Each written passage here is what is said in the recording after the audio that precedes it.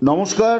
আমাদের সঙ্গে এই মুহূর্তে সংযুক্ত আছেন বাংলাদেশ আওয়ামী লীগের মাননীয় সাধারণ সম্পাদক এবং সাবেক সেতুমন্ত্রী ওবায়দুল কাদের।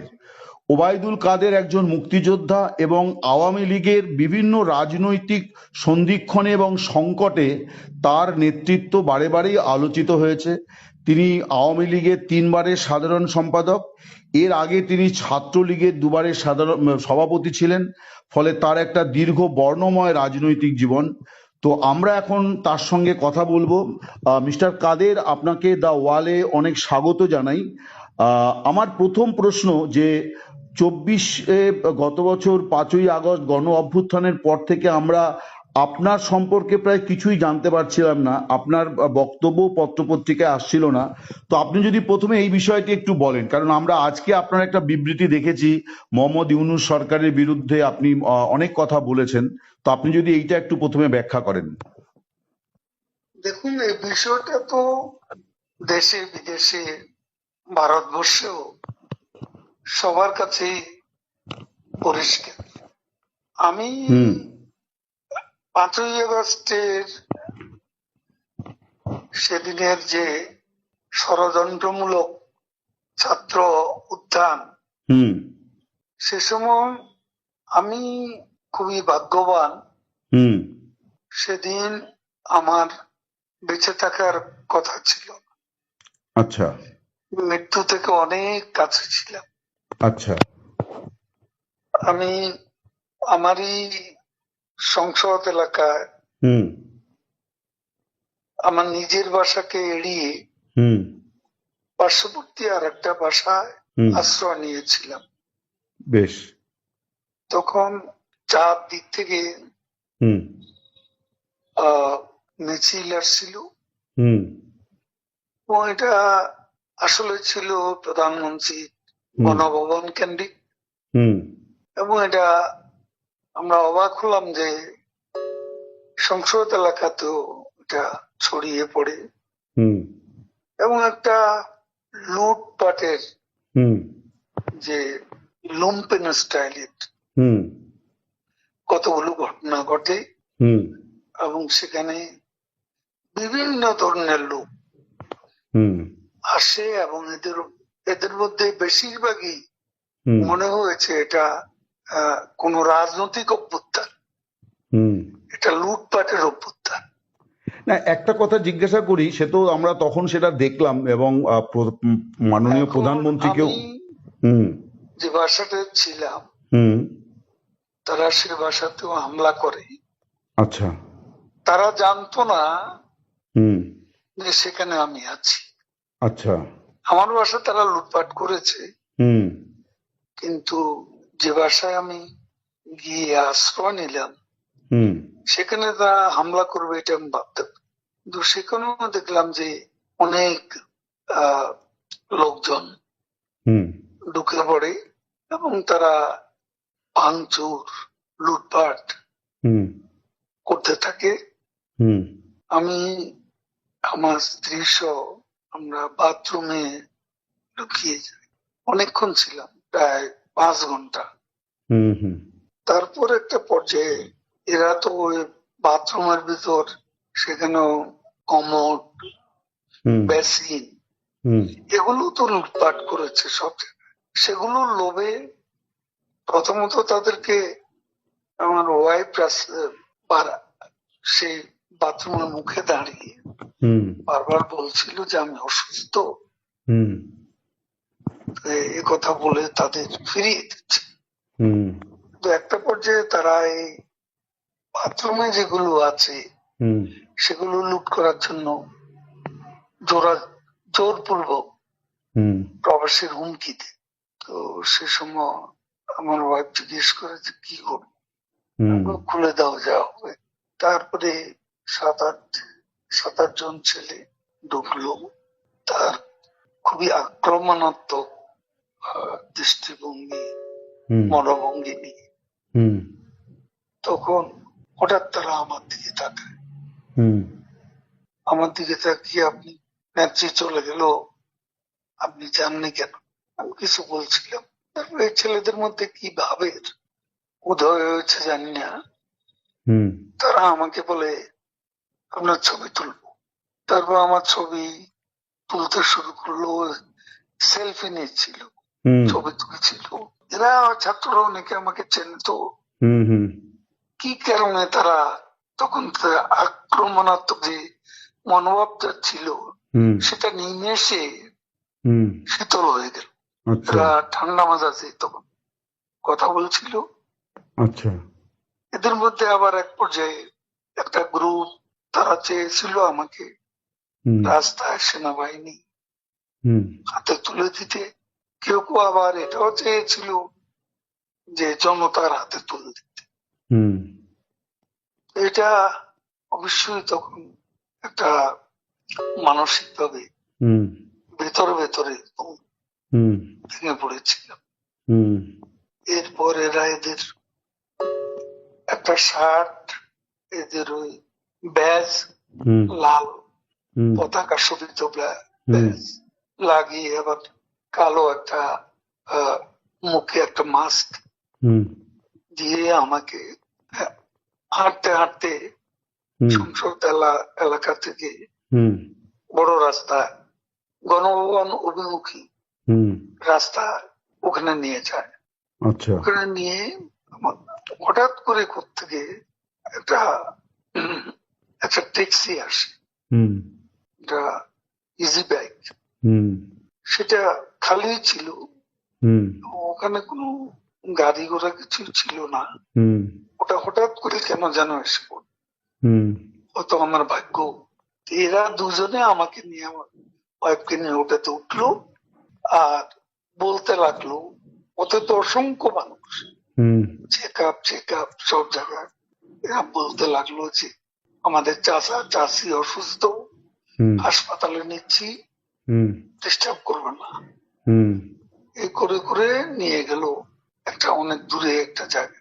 তো এটা হলো, ভাবতেও পারেনি ওরা যখন বাথরুমে ঢুকলো যে বেঁচে হুম থাক, হুম সে বেঁচে থাকাটাই সেদিন যে একটা পরম সৌভাগ্যের বিষয়। হুম আনএক্সপেক্টেডলি হুম বেঁচে গেছি, ইট মোস্ট ইম্পর্টেন্ট। সে সময় হুম এই ছেলেরা যে কোনো ভাবে আমাদেরকে আর্মির হাতে তুলে দিতে পারতো। মানুষের রাস্তায় অসংখ্য মানুষ, হুম সেখানে অনেকেই তো আছে আমাদের অপোজিশন, হুম মেরে ফেলতে পারতো। হুম তো আজকে এটুকু বলে শেষ করি। না কিন্তু আপনাকে মানে তারপরে আপনি কোথায় এটাও রইলেন? কেউ জানে না, আপনি প্রথম যাবেন। না বলছি যে আপনি এরপরে কোথায় রইলেন, তারপরে তো আপনি মানে থাকলেন কি করে, মানে ওই রকম আমি পরিস্থিতি? বাংলাদেশে ছিলাম হ্যাঁ হ্যাঁ 3 মাসের মতো। হুম হুম হুম আমার একটা উদ্দেশ্য ছিল হুম যে ওখান থেকে কিছু করা যায় কিনা, আচ্ছা কিছু একটা করা যায় কিনা, আচ্ছা সংগঠিত করা যায় কিনা। আচ্ছা বিভিন্ন জায়গায় হুম শ্রমিক অসন্তোষ, হুম কর্মচারীদের অসন্তোষ, হুম এগুলো প্রতিদিনই এগুলা লক্ষ্য করতাম। মানে পেশাজীবীদের যে ক্ষোভগুলো আর কি। ক্ষোভগুলো তখন রাস্তায় নেমে আসছিল, ঠিক ঠিক বিশেষ করে গার্মেন্টস। ঠিক ঠিক তো সে সময় ভাবলাম যে এদের সাথে যোগাযোগ করে কিছু করা যায় কিনা। তো এই চিন্তাতে 3 মাস পরে রইলাম। আচ্ছা এরপরে একে একে সবাই অ্যারেস্ট হচ্ছে এবং আমি তো নেত্রীর পরের হুম পরের স্থানটাই আপনার। জন। আমার বিরুদ্ধে তখনই 212টা খুনের মামলার হুম আমি আসামি হইতেছি। তারপর এই অবস্থা অনেকেই বললো, আবার এখান থেকেও হুম অনেক অনুরোধ যাচ্ছিল হুম আমি যেন সতর্কভাবে হুম এদিকে চলে আসি। হুম এইভাবে চিন্তা করলাম যে আসলে আমি বাইপাস সার্জারি হয়েছিল, হুম হুম হুম অনেকগুলো ওষুধ খেতে হয়। হুম হুম আমি এখানে ধরা পড়লে ওষুধ খাওয়াবে কি? ঠিকই তারপরে অনেক কিছু ভাবনা চিন্তা করে 75-এ এখানে এসেছিলাম, তার বঙ্গবন্ধু, হুম তারপর ও 100 নম্বর জেল হত্যা হলো, তারপরে হুম হুম কলকাতায় এসে হুম 9 মার্চ ছিলাম। আচ্ছা। এখান থেকে ফিরে গিয়ে জগন্নাথ হলে একটা বৈঠক করছে অনেক রাতে, ঢাকায় তখন কারফিউ, তো ওখানে আমাকে অ্যারেস্ট করা হয়। তারপরে এরপরে আবার 1/11 পরে তখনও জেল খেটেছি। তো এই যে বঙ্গবন্ধু হত্যার পরে যে 9 মাস ছিলেন, তারপরে কি আর কলকাতায় আসেননি কোনো কাজে বা কোনো ইয়েতে? না মানে কখনো রাজনৈতিক প্রয়োজনে আসেননি আর কি? আসছি আমি, তখন যোগাযোগ মন্ত্রণালয়ের দায়িত্ব ছিলাম। তখন এসছেন আর কি? আমাদের ডেপুটি হাই কমিশনার বিজয় দিবসে আমাকে প্রধান অতিথি করেছিল।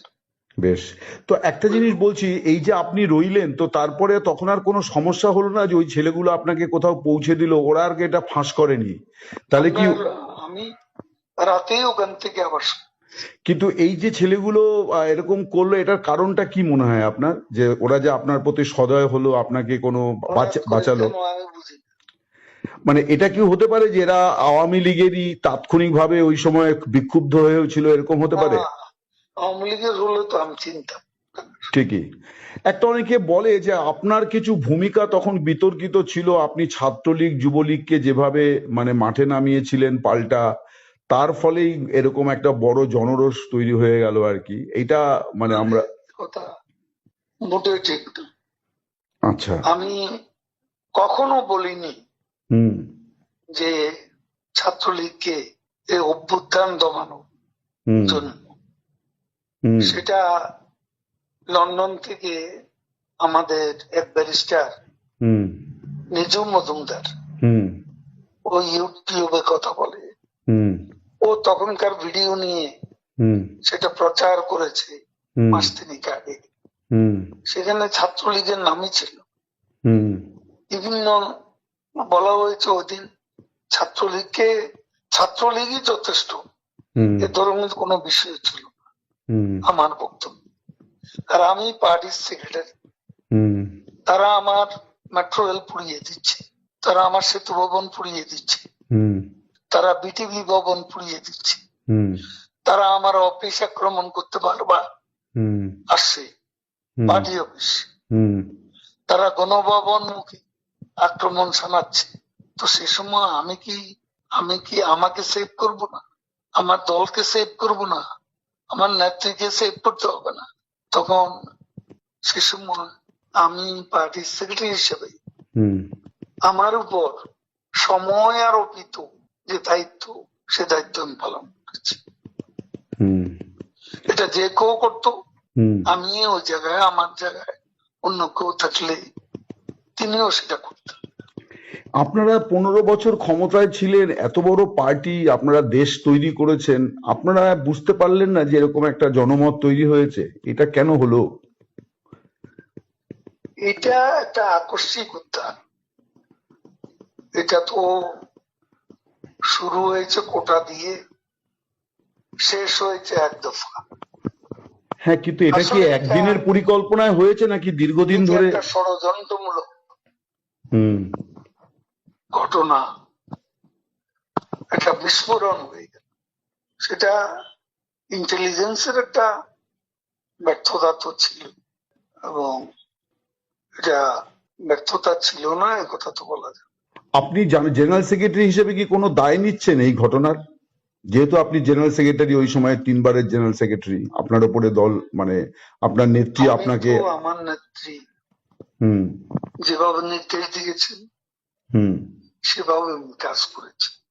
এখন জেনারেল সেক্রেটারি হিসেবে আমার ভুল ত্রুটি থাকতে পারে, এটা আমি I am not immune from mistakes. মানুষের ভুল হবে, সে ভুল ত্রুটি আমারও থাকতে পারে। আপনি নিজে কোনো ভুল মানে চিহ্নিত করেছেন যে এটা আপনার ভুল হয়েছিল? আমি কাজ করেছি, কাজ করলে ভুল হয়, চাঁদাবাজি করিনি, কমিশন খাইনি, পার্সেন্টেজ নেইনি, আমার মন্ত্রণালয়টা সবাই জানে। তারপরে বাংলাদেশ আওয়ামী লীগের কমিটি গঠন করতে কমিশন নিয়ে কাউকে পদায়ন করিনি, চাঁদাবাজি করিনি, হুম আমি সেই দিক থেকে হুম নিজেকে হুম একদম নির্দোষ বলে হুম আমি নিজেকে সাব্যস্ত করতে পারি। আপনাদের সময়ের নির্বাচন, তারপরে মানবাধিকার হরণ, মানবতা বিরোধী অপরাধ, এই সমস্ত অনেক রকম অভিযোগ এবং অনেক দুর্নীতির বিষয়ও সামনে আসছে। ডেফিনেটলি সব হয়তো সত্য নয়, কিন্তু আপনারা এত বড় একটা ঘটনার পরে কিন্তু আপনারা কোনো মানে ভুল স্বীকার বা দুঃখ প্রকাশ করেননি আর কি। এই প্রশ্নটা বারে বারে আসছে বিভিন্ন মহল থেকে। দেখুন, আমরা এদেশকে যা কিছু দিয়েছি, হুম যা কিছু করেছেন হুম আমাদের নেত্রী, হুম এটা কোনো তুলনা হয় না। হুম এই ডেভেলপমেন্ট বাংলাদেশে হুম হুম কল্পনাই করা যায় না। 15 বছর আগের বাংলাদেশ, হুম 15 বছর পরের বাংলাদেশ, হুম দিন আর রাতের মতো হুম পার্থক্য। আমাদের সমালোচনা তারাই করে হুম যারা দিনের আলোতে রাতের অন্ধকার দেখে, যারা অমাবস্যা দেখে হুম হুম পূর্ণিমা, হুম তারা সমালোচনা করবে। না সমালোচনার বিষয়বস্তু আমাদের আছে। হুম সময় হলে দেশের মাটিতে সবকিছুরই মূল্যায়ন আমরা করছি, দেশের মাটিতে গিয়েও করব যখন সময় আসবে। একটা বিষয় অনেকেই বলছেন, এই যে আপনি দীর্ঘদিন নীরব ছিলেন, বলা হচ্ছে যে আপনার ভুল ত্রুটির কারণে আপনাকে চুপ থাকতে বলা হয়েছিল, মানে এটা কাইন্ড অফ পানিশমেন্ট আর কি। কিছু লোক আছে তারা এসব বলে শান্তি পায়, হুম হুম তাদের একটা সুখানুভূতি আছে। হুম আমাকে তিনবার হুম সেক্রেটারি করলো, হুম এটাও অনেকের পছন্দ হুম হওয়ার তো কথা না। হুম আর আমাদের মতো পার্টিতে হুম এ ধরনের হুম প্রতিযোগিতা ছিল, হুম এটা এখনো আছে। হুম আমি যখন হয়েছি তখনও ছিল। হুম কাজে এটা এটা এটা অবাস্তব কোনো কিছু না। এটা আমাদের মতো দেশে মাল্টি পার্টি সিস্টেম, হুম এখানে আওয়ামী লীগের মতো মাল্টি ক্লাস অর্গানাইজেশন, এখানে দলের অভ্যন্তরেও প্রতিদ্বন্দ্বিতা ফলে এ ধরনের কিছু আনপ্লেজেন্ট কিছু কিছু ঘটনা ঘটতে পারে। আপনার নীরবতার তাহলে আমাকে কারণটা কি ছিল? হ্যাঁ। আমাকে প্রধানমন্ত্রী নিজেই খুঁজেছেন এবং উনি সবচেয়ে বেশি ওয়ারিড ছিলেন হুম আমার অসুস্থতার জন্য। হুম তিনি ভেবেছেন এই অবস্থা আমি দেশে ছিলাম, হুম বলে যে তুমি টোটাল চেক আপ করো, হুম এখন তোমার অন্য কিছু করতে হবে না, হুম পারলে কিছু লেখো, 71 থেকে হুম এদেশ নিয়ে লেখো, হুম সাম্প্রতিক ঘটনা প্রবাহ নিয়েও হুম তোমার চোখে যা দেখেছ হুম এগুলো নিয়ে লেখালেখি করো, কখন কি করতে হবে আমি বলবো। হুম আমি ওনার সঙ্গে কখনো দেখা করতে চেষ্টা করিনি, হুম কারণ উনি যেখানে আছেন হুম সেখানে আমার হাই সিকিউরিটি জোনে, হুম সেখানে আমি কেন হুম দেখা করতে চাই। উনি হুম যখন প্রয়োজন তখন আমাকে বলবেন। হুম আর আমি ভালো করেছি কি মন্দ করেছি হুম তার সবচেয়ে বড় সাক্ষী হচ্ছেন হুম প্রধানমন্ত্রী শেখ হাসিনা। হুম তিনি সবকিছু জানেন, হুম আমার জীবন, আমাদের কর্ম দ্বারা। কিন্তু আমরা তো শুনতে পাচ্ছিলাম যে আপনার জায়গাতে কে হবেন, এটাই এখন আওয়ামী লীগের মানে শীর্ষ এবং মাঝারি স্তরের নেতাদের মধ্যে সবচেয়ে বড় ইঁদুর দৌড় আর কি, যে নেক্সট জেনারেল সেক্রেটারি মানে ওবায়দুল কাদের থাকছেন না, এবার কে হবেন সেই নাম নিয়ে কামড়া কামড়ি ইঁদুর দৌড়, এটাই আমরা কিন্তু পাচ্ছি খবর। এই কামরা কামড়ি, এটা অসুস্থ রাজনীতি। হুম এখনো আমরা দেশের বাইরে, হুম এখনো ক্ষমতা থেকে যে ক্ষমতা আমরা হারিয়েছি হুম সেই ক্ষমতা কখন পাবো, হুম সেই বিষয়টা আগে দেশ নিয়ে আমাদের ভাবা দরকার। হুম দলে কে কি হবে, হুম দেশ নিয়ে দেশে সেটা ঠিক করা দরকার। সেটা তো এখন এখানে বসে হুম আমরা কামড়াকামড়ি করলে হুম তাতে আমাদের কি ক্ষতি? হুম এখনো আমাদের সবার লক্ষ্য হুম আমাদের দেশকে আবারও বঙ্গবন্ধু মুক্তিযুদ্ধের ধারায় হুম আমাদের দেশকে আমরা নিয়ে যাব। আপনারা এবং আপনারা কি আশাবাদী যে আপনারা ফিরবেন এবং আওয়ামী লীগ আবার শেখ হাসিনা আবার বাংলাদেশের প্রধানমন্ত্রী হবেন? আমি শতভাগ আশাবাদী। এইটা কেন? আমি আরো অনেকের মুখে শুনছি, এর কারণটা কেন আপনারা মনে করছেন? আমরা মনে করছি এই কারণে, বাংলাদেশের জনগণ, হুম আপনি এখন পাবলিক অপিনিয়ন নেন, সবাই বলবো, বেশিরভাগ মানুষ বলবে শেখ হাসিনাই ভালো ছিল, শেখ হাসিনাই ভালো চালিয়েছে, শেখ হাসিনাকে হারিয়ে আমরা অনেক কিছু হারিয়ে ফেলেছি। আমাদের কাছে যেটা, সেগুলো আমাদের আদর্শ, বাংলাদেশ রাষ্ট্রের জন্মের চেতনা, হুম আমাদের মুক্তিযুদ্ধের আদর্শ, এসব আমাদের এই জায়গায় আমাদের প্রত্যাবর্তন করতে হবে। কিন্তু একটা মিস্টার কাদের, আমি একটা জিনিস বলি, মানে ভারত সরকার ছাড়া আর কোনো মানে দেশ, তারা কিন্তু আওয়ামী লীগের কার্যক্রম নিষিদ্ধ করার সিদ্ধান্ত নিয়ে তেমন কোনো প্রতিক্রিয়া দিল না। মানে আপনারাও মানে দুঃখ প্রকাশ বা ক্ষমা প্রার্থনা করছেন না। মানে এই জায়গায় কি একটা কোনো মানে জেদাজেদি বা ইয়ের জায়গা তৈরি হলো? মানে আওয়ামী লীগ কি একটু না, একঘরে হয়ে আমরা যাচ্ছে কারোর না? সাথে জেদাজেদি করবো? ভারত আমাদের দুঃসময়ের বিশ্বস্ত বন্ধু। হুম সংকটে আমরা বারবার হুম ভারতের কাছে ছুটেছি। হুম এখানে আমরা অন্য কোনো দেশের সঙ্গে আমাদের কোনো বৈরিতা নেই। হুম আমরা কারো বিরুদ্ধে কোনো বক্তব্য দিচ্ছি না, হুম কারো সমালোচনা করছি না। বেশ।